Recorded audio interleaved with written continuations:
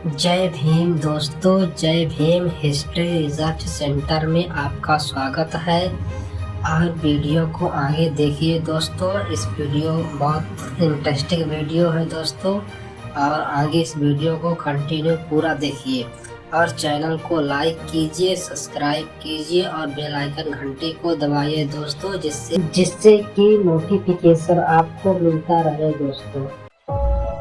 कई लोग इस बात को एक सिरे से नकार देते हैं कि हमारे पूर्वज बंदर थे। खैर, इस बात को अनदेखा करने का वाजिब कारण भी है। आखिर कौन मानना चाहेगा कि सड़क पर अजीबोगरीब हरकतें करने वाले ये जानवर हमारे रिश्तेदार भी हो सकते हैं। आखिर कौन कल्पना कर सकता है कि बिना शर्म लिहाज के लोगों का खाना छीनने वाले बंदर और चिंपैंजीज हमारे नजदीकी पूर्वज हो सकते हैं।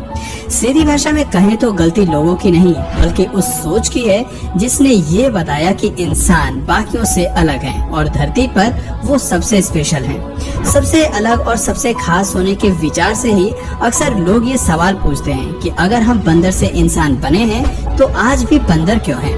सच कहें तो ये सवाल बिल्कुल ऐसा है जैसे अगर सांप आज भी है तो छिपकलियां क्यों हैं? टेट्रापोड्स हैं तो मछलियां आज भी समुद्र में क्या कर रही हैं? या फिर यूँ कह लीजिए कि कुत्ते अगर भेड़ियों से विकसित हुए हैं तो भेड़िए की प्रजाति क्यों अस्तित्व में है? खैर, ज्यादा कंफ्यूज होने की जरूरत नहीं है। आज की वीडियो में हम आपके सभी सवालों का जवाब देने वाले हैं और ये भी बताने वाले हैं कि आज के बंदर इंसान क्यों नहीं बनते। धरती पर सबसे अनोखा और सबसे इम्पोर्टेंट होने का विचार कितना सुहाना लगता है ना? शायद यही वजह है कि चार्ल्स डार्विन की ओरिजिन ऑफ स्पीशीज को लोग कभी समझ ही नहीं पाए। लोग अक्सर कहते हैं कि मानव का बंदर से इंसान बनने का विचार चार्ल्स डार्विन ने दिया। खैर, ये सच है कि कुदरत की एवोल्यूशन थ्योरी पर सबसे पहले उन्होंने ही बात की थी, लेकिन उन्होंने ये कभी नहीं कहा कि हम सीधे बंदर से इंसान बन गए। ये सच है कि प्राइमेट्स, चिंपैंजी, एप्स सब अलग अलग स्पीशीज हैं। अगर आप ह्यूमन डीएनए को बंदर के डीएनए से मैच करेंगे तो पाएंगे कि हमारा केवल 93% डीएनए उनसे मेल खाता है, जबकि चिंपैंजी से हमारा डीएनए 99% तक मिलता है। ये सुनने के बाद आप भी इस सोच में होंगे कि हमारे नजदीकी पूर्वज बंदर ना होकर चिंपैंजी रहे होंगे और हम सीधे उन्हीं से इवॉल्व हुए होंगे। लेकिन आपकी ये सोच सरासर गलत है। हम ना तो चिंपैंजी से विकसित हुए हैं और ना ही हमारा एवोल्यूशन पूरी तरह बंदर से हुआ है। एवोल्यूशन की प्रक्रिया में बंदर और चिंपैंजी हमसे जुड़े हुए जरूर हैं, लेकिन हमारा रिश्ता इस प्रजाति से बहुत दूर का रहा है। आप जरूर सोच रहे होंगे कि भला ये कैसी बेतुकी बात है। जब हमारा डीएनए चिंपैंजी से मेल खाता है तो फिर हमारा इवोल्यूशन उनसे अलग कैसे हो सकता है? तो चलिए इस पेचीदा बात को हम एक एग्जाम्पल की मदद से समझाते हैं और आपको एक बर्ड के एवोल्यूशन की कहानी सुनाते हैं। इसे गौर से सुनिएगा, क्योंकि चार्ल्स डार्विन ने भी इसी कहानी के जरिए दुनिया को एवोल्यूशन की कहानी समझाई थी।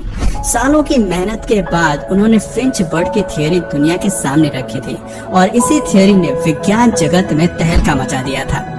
बात करें फिंच बर्ड की तो डार्विन ने अपनी किताब के जरिए दुनिया को बताया कि 2 मिलियन साल पहले फिंच बर्ड के अस्तित्व की शुरुआत हुई।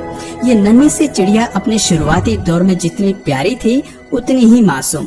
सबसे अनोखी बात थी कि धरती पर इसकी एक ही स्पीशीज मौजूद थी और ये एक ही जगह तक सीमित थी।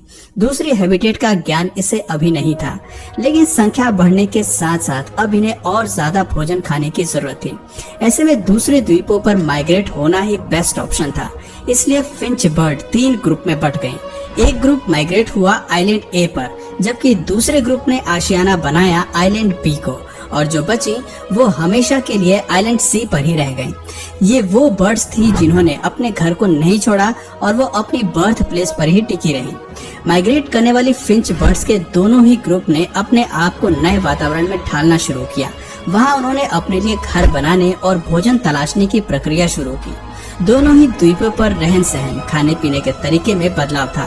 जाहिर सी बात थी कि आइलैंड ए का तापमान, इकोसिस्टम और हैबिटेट आइलैंड बी से बेहद अलग था। ए आइलैंड में खाने के लिए जो उपलब्ध था वो बी आइलैंड में उपलब्ध नहीं था। सीधी भाषा में कहें तो ए आइलैंड में फल ज्यादा मात्रा में थे, जबकि आइलैंड बी में बग्स, इंसेक्ट्स मौजूद थे। ऐसे में आइलैंड ए पर रहने वाली फिंच बर्ड्स में फलों को खाने के लिए हार्ड और लंबी चोंच का विकास हुआ और आगे चलकर इन फिंचेस को लॉन्ग बिग फिंच बुलाया गया। जबकि कीड़ों को खाने के लिए एक बड़ी चोंच की जरूरत नहीं थी, लेकिन मजबूती जरूर चाहिए थी। इसलिए आइलैंड बी पर रहने वाले फिंचेस की चोंच छोटी ही रही, लेकिन वो काफी मजबूत हो गई। इन फिंचेस को शॉर्ट बिग फिंचेस का नाम दिया गया। अपने अपने इलाके में सरवाइव करने के लिए दोनों ही बर्ड्स अलग अलग तरह से इवॉल्व हुई। शुरुआती दौर में फिंचेस को कई मुश्किलों का सामना करना पड़ा। इन द्वीपों के हालात उनके पुराने आशियाने से अलग थे, लेकिन मुश्किल हालातों में सरवाइव करने के लिए इन दोनों ने खुद को इवॉल्व कर लिया। अब धरती पर फिंचेस की 3 तरह की प्रजातियां मौजूद थी। पहली वो जिनके पास एक लंबी चोंच थी और वो फल खाती थी। दूसरी वो जिनकी चोंच छोटी और मजबूत थी, और तीसरी वो प्रजाति जो आइलैंड सी पर मौजूद थी।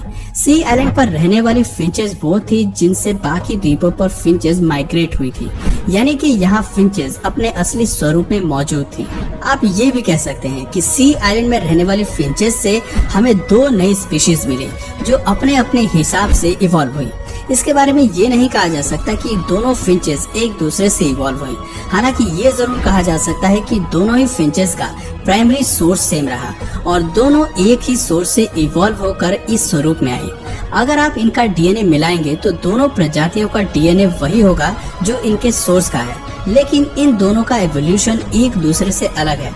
ऐसे में हम इन्हें एवोल्यूशनरी कजन्स का दर्जा दे सकते हैं। ये एग्जाम्पल केवल फिंचेस पर ही नहीं बल्कि इंसानों पर भी लागू होता है। ये कहानी हमने आपको इसलिए सुनाई ताकि आप एवोल्यूशन को अच्छे से समझ सकें। डार्विन द्वारा दी गई ये थ्योरी दुनिया में सभी जीवों के एवोल्यूशन को समझाती है। जैसे कि सांप और छिपकली के एवोल्यूशन का सोर्स एक ही माना जाता है। भेड़िए और कुत्ते भी एक ही सोर्स को शेयर करते हैं। खास तौर पर बात करें इंसान की, तो ये कहना बिल्कुल गलत है कि इंसान चिंपैंजी या फिर बंदर से इवॉल्व हुआ है। ना तो हम किसी बंदर से इवॉल्व हुए हैं और ना ही उनसे अलग हुए हैं। असल फैक्ट तो ये है कि बंदर और चिंपैंजी हमारे एवोल्यूशनरी कजन्स हैं। यहाँ हमारा और उनका प्राइमरी सोर्स एक ही है और इसीलिए हमारा डीएनए भी कई मायनों में उनसे मेल खाता है।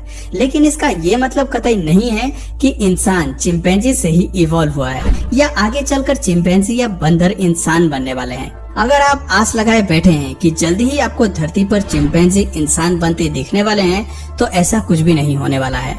अब सवाल आता है कि अगर चिंपैंजी हमारे इवोल्यूशनरी कजन्स हैं, तो वो कौन सा सोर्स रहा होगा जिससे हम अलग हुए होंगे। ये जानने के लिए चलिए इतिहास में पीछे चलते हैं। रिपोर्ट्स बताती हैं कि इंसान और चिंपैंजी ने लाखों साल पहले एक ही सोर्स में विकसित होना शुरू किया था और वो सोर्स थे होमिनिडाई। कहा जाता है कि ये प्रजाति हमारी साझा पूर्वज थी। शरीर से ये बंदर और इंसान दोनों ही तरह के दिखाई देते थे। ज्यादातर समय पेड़ पर रहने के अलावा ये झुक कर चलती थी। ऐसा इसलिए भी क्योंकि इनके पास लंबे हाथ थे।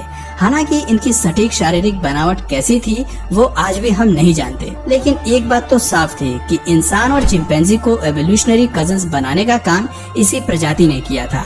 आज हम होमिनिडाई को अपने ग्रेट ग्रेट ग्रेट ग्रैंडफादर का दर्जा दे सकते हैं, क्योंकि इस जीव से 2 स्पीशीज अलग हुई। पहली थी होमिनिडाई और दूसरी को नाम दिया गया था हाइलोबैटिडाई। इन दोनों जीवों में फर्क केवल नाम का था। होमिनिडाई के रूप में हमारी नाक अंदर की तरफ इवॉल्व हुई, जो धूल और मिट्टी और स्मॉल पार्टिकल्स को रोक सकती थी, लेकिन हाइलोबैटिडाई की नाक बाकी बंदरों जैसी ही थी। होमिनिडाई हमारे great great great great great grandfather हुए, जो होमो सेपियंस के विकास के लिए जिम्मेदार थे, जबकि हाइलोबैटिडाई से आगे चलकर गिबॉन का विकास हुआ, जो आज भी बंदर जैसे दिखाई देते हैं।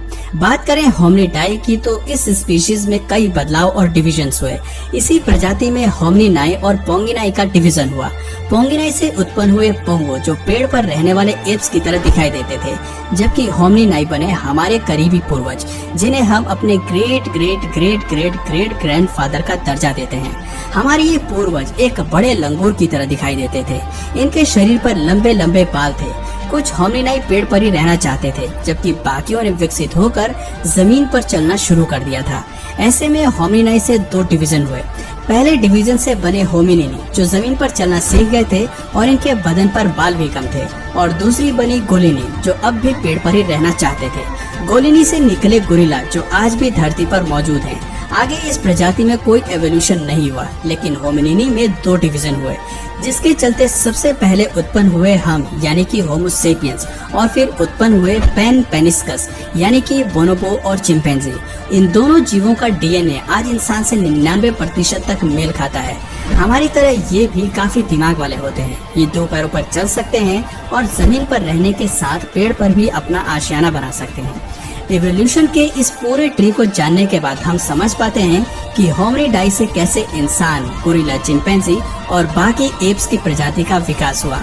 इस कहानी से पता चलता है कि डिविजन्स के चलते हम अलग अलग स्पीशीज में इवॉल्व तो हुए, लेकिन हमारा प्राइमरी सोर्स सेम रहा। यही वजह है कि हम काफी कुछ उनसे मेल खाते हैं। हमारा डीएनए भी उनसे काफी मिलता जुलता है, लेकिन इसका ये मतलब नहीं है कि हम चिंपैंजी या बंदर से इवॉल्व हुए हैं, बल्कि इसका मतलब ये है कि हम एक ही फैमिली ट्री का हिस्सा हैं। अब आते हैं हमारे सबसे दिलचस्प सवाल पर।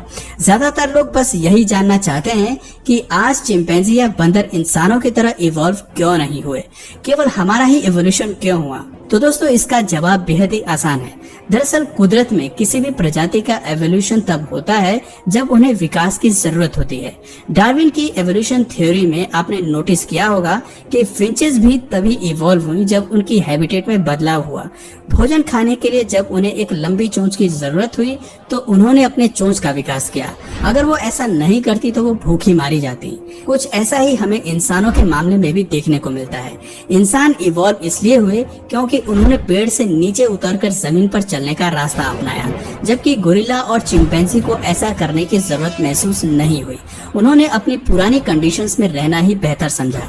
जब वो पेड़ और घने जंगल में मजे से जिंदगी बिता रहे थे, तब इंसान अफ्रीका के मैदानी क्षेत्रों में फैल गए।